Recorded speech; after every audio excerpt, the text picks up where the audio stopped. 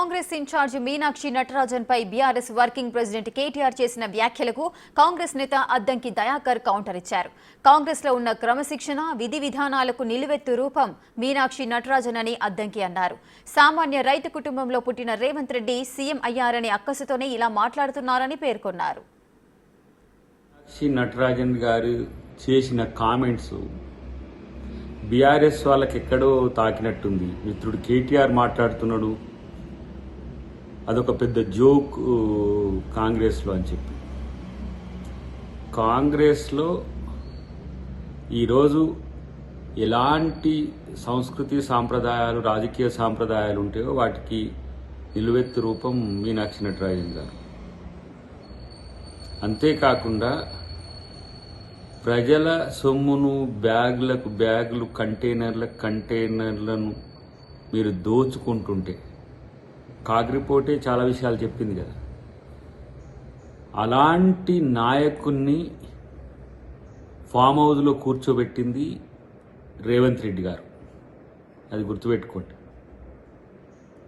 Moment credentials అని తెలంగాణ తెచ్చిండని అసలు legendary politician అని చెప్పి ఎంతో ఊకదంపుడు ఉపన్యాసాలు ఇచ్చుకున్నారు. 1,000 కోట్ల రూపాయల ఎన్నికల్లో ఖర్చు చేసిండ్రు.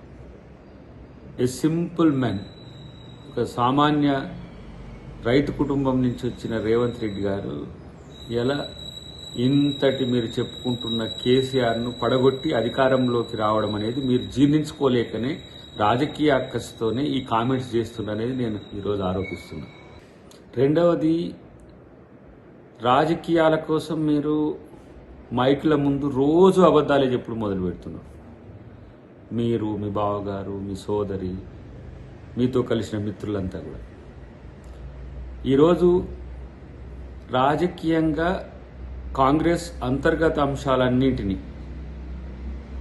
మీరు ఏదో దగ్గర ఉండి తెలుసుకొని పబ్లిసిటీ చేసినట్టుగా రోజు మీ మీడియాతో ఏదో బయట పెట్టే ప్రయత్నం, లేకపోతే మీ ఏంటారు అది మీరు అకామిడేట్ చేసుకున్న సోషల్ మీడియా లాంటి బీఆర్ఎస్ మీడియాతో చేస్తున్న పరిస్థితి. మైకులకు ఏమీ స్టిక్కర్స్ లేకుండా.